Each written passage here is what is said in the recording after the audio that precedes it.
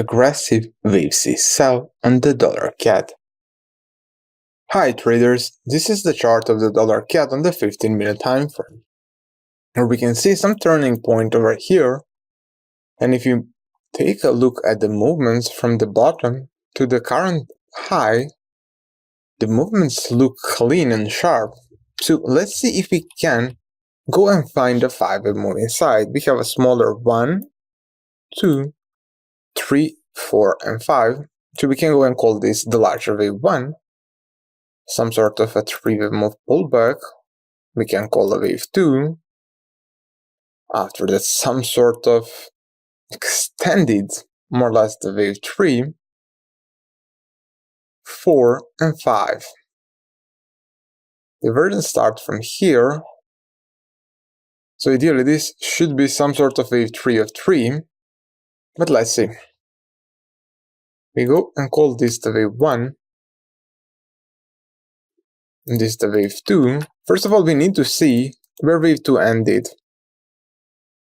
Price holded above our invalidation point, or better say, above the starting point of the wave 1 for the 1 pip, but it's still valid because price holded.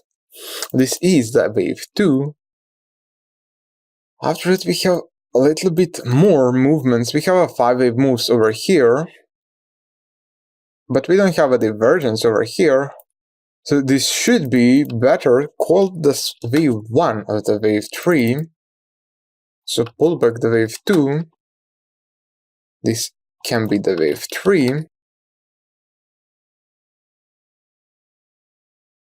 Looking for a pullback down in the wave 4.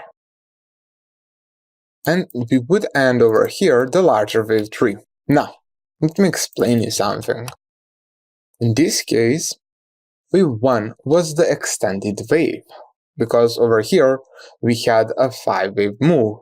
And there was any other option how you can label this, because maybe if you don't know what happened after that, you could go and say this is the wave 3. But after you see this, there are more waves that you can see.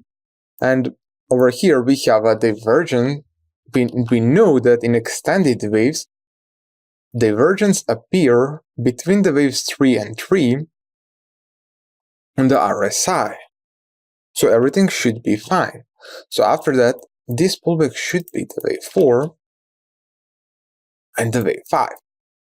So technically speaking, more or less this is some sort of extended wave. And we know that after extended wave, let's throw it over here, so 9-wave move, we should see a pullback, a 3-wave move pullback. So this is a 15-minute chart. We would look to sell the wave C in an aggressive style. Price is pushing lower. This move over here look impulsive. There wasn't some choppy movements like this. Price was just pushing lower. So we are going to go and call this the wave A.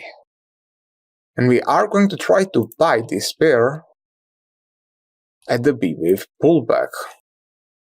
So we are going to try to find our entry points with the Fibonacci retracement that we are going to draw from the start to the end of the wave A. We are going to use the 50% and 618 as our 2 entry points. So let's mark it over here, 130.70 and 130.31. They are our entry points, entry 1, entry 2. After that, our stop loss need to go to the starting point of the wave A. And for the targets, we are going to watch for the equinox between the wave A and the wave C. For the start, we are going to project them from the 50% because we don't know what happened right now. So let's put over here our targets. Now let's see what happened over here. We would get filled at the entry 1 over here, followed by the second fill. But since price continued to push lower, we can go and label the wave B as complete over here.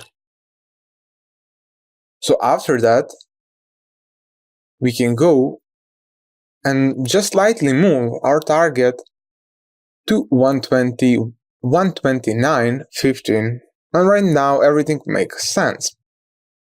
So we are seeing this price is pushing lower, but we are still not, let's say, filled at the target. So until over here at October 14, the price finally tested our equal X. So you would automatically be booked by 2 trades. And we can see that first position was around 100 points and the second should be more or less the same. Let's say 110 points. So we had 2 great trades. Risk reward was good, so everything was perfect.